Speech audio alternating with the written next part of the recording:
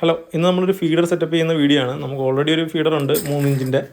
ഇപ്പോൾ നമ്മൾ ഇതൊരു അരി അങ്ങനെയുള്ള സാധനങ്ങൾ, അരി ഗോതമ്പ് അങ്ങനെയുള്ള സാധനങ്ങൾ കൊടുക്കാൻ വേണ്ടിയാണ് ഈ ഫീഡർ സെറ്റപ്പ് ചെയ്യുന്നത്. നമ്മൾ പഴയ ഫീഡർ നമ്മൾ ഉപയോഗിക്കുന്നതെന്ന് വെച്ചാൽ ഗ്രോവർ മാത്രം കൊടുക്കാൻ വേണ്ടിയാണ്. കാരണം ഇത് രണ്ടും കൂടെ മിക്സ് ചെയ്യേണ്ടതെന്ന് വിചാരിച്ചു. അപ്പോൾ ഇതിൽ ഫീഡർ സെറ്റപ്പ് ചെയ്യാനായിട്ട് നമുക്ക് പ്രധാനമായിട്ട് ആവശ്യമുള്ളതെന്ന് വെച്ചാൽ 2 എൻഡ് ഗ്യാപ്പ് വേണം, പിന്നെ ഒരു വൈ കണക്ടർ വേണം, ഒരു നീളമുള്ള PVC പൈപ്പ് വേണം.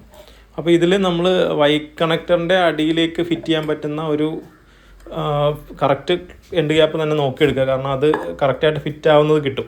അപ്പോൾ അത് ഒരെണ്ണം നോക്കിയെടുക്കുക, അത് കറക്റ്റായിട്ട് ഫിറ്റ് ആവും. ഫിറ്റ് ആയിക്കഴിഞ്ഞാൽ നമ്മൾ ഒട്ടിക്കേണ്ട ആവശ്യമില്ല, അതങ്ങനെ ജസ്റ്റ് ഫിറ്റ് ചെയ്ത് വെക്കുക. അതിന് ശേഷം നമ്മളുടെ പൈപ്പ് വൈയുടെ മുകളിലേക്ക് നേരെയുള്ള ഭാഗത്തേക്ക് കണക്ട് ചെയ്ത് വെക്കുക. പൈപ്പിൻ്റെ ക്വാളിറ്റിയുടെ കാര്യത്തിൽ ഒരു കാര്യം ശ്രദ്ധിക്കേണ്ടതെന്ന് വെച്ചാൽ, നമ്മൾ വെള്ളത്തിന് വേണ്ടിയിട്ടാണ് ഈ സെറ്റപ്പ് ചെയ്യുന്നതെങ്കിൽ നിങ്ങൾ അത് UPVC പൈപ്പ് തന്നെ ഉപയോഗിക്കാൻ ശ്രമിക്കുക. അതല്ലെങ്കിൽ നിങ്ങൾ ഈ PVC ആണ് ഉപയോഗിക്കുന്നതെങ്കിൽ അത് വെയിൽ വരാത്ത സ്ഥലത്ത്, വെയിൽ കൊള്ളാത്ത രീതിയിൽ തന്നെ സെറ്റ് ചെയ്യണം. അല്ലെങ്കിൽ ഇത് ലെഡ് കണ്ടാമിനേഷൻ ഉണ്ടാകാനുള്ള സാധ്യത കൂടുതലാണ്. അതിനെക്കുറിച്ച് ഡീറ്റെയിൽ ആയിട്ടുള്ളൊരു വീഡിയോ നമുക്ക് പിന്നെ ചെയ്യാം. അപ്പോൾ ഇത് സെറ്റപ്പ് ആയിട്ടുണ്ട്, ഏകദേശം നമ്മുടെ ഫങ്ഷണലായിട്ടുണ്ട്. ഇനി നമ്മൾക്കത് കൊണ്ടുപോയി കോഴിക്കൂടിൻ്റെ അടുത്ത് ഫിറ്റ് ചെയ്ത് വെക്കാം, അരി നിറച്ചിട്ട്. ഇപ്പോൾ നമ്മൾ അതിൻ്റെ അകത്ത് അരി നിറച്ചിട്ടുണ്ട്. അരി നിറച്ചത് നമ്മൾ കോഴിയുടെ കൂടിനടുത്തായിട്ട് കൊണ്ടുവന്ന് വെച്ചിട്ടുണ്ട്.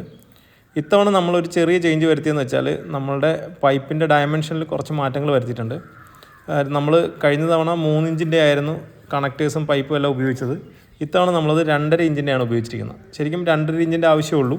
നിങ്ങൾക്കത് ഒരു 2 കോഴിക്കൊക്കെ തിന്നാൻ പറ്റും. അപ്പോൾ നിങ്ങൾക്ക് കാണാൻ പറ്റും എത്ര പേർക്ക് തിന്നാൻ പറ്റും എന്നുള്ളത്. മറ്റത് കുറച്ചുകൂടെ എല്ലാവർക്കും ഒരു 2-3 പേർക്ക് വന്ന് തിന്നാൻ പറ്റുന്ന രീതിയിലാണെങ്കിൽ ഇതിൽ ഒരാൾക്കോ 2 പേർക്കോ മാക്സിമമാണ് തിന്നാൻ പറ്റുക.